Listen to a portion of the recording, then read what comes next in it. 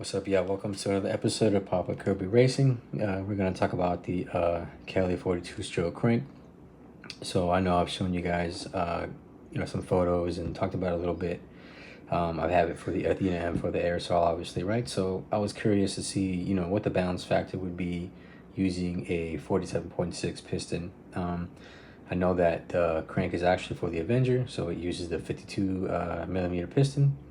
So obviously the weight is going to be much different. The reciprocating mass would then be different when you consider the con rod as well, right? So I went ahead and did, some weighing, got the numbers, and so I'm gonna go over that with y'all so you guys can see, what it would be if you were to buy this yourself. Let's just say for the Athena or some sort of, 47 millimeter piston or some sort of that nature, right? So let's go ahead and go over that now.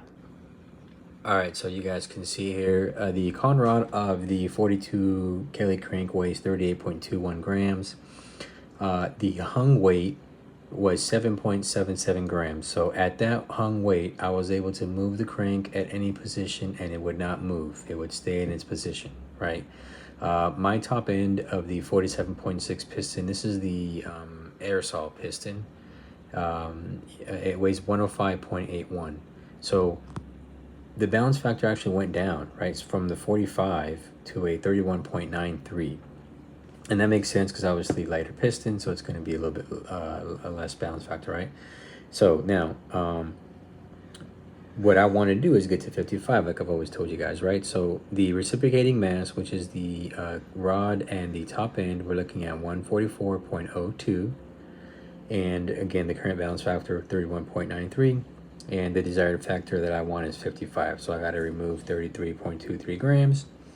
I'm going to use a 3/8 bit, and that's the 9.5 millimeters, right? 3/8 bit, again, it's, I mentioned this before, but that's 9.5 millimeter diameter. So I need to remove a total of 59 millimeters in height. So I'm going to do 4 holes at we're going to round this up to 15 millimeters, right? So we're going to go 15 millimeters, 4 holes. So we're going to add 2 additional holes on each side to what's already to the there on the crank now, right? And that'll give me the 55 that I want. So just a little tip for y'all, in case you do get this crank and you don't end up using it for the Avenger, you use it for something else, keep these numbers in mind if it's something for like a 47.6 piston or something. All right, y'all, see you on the next one.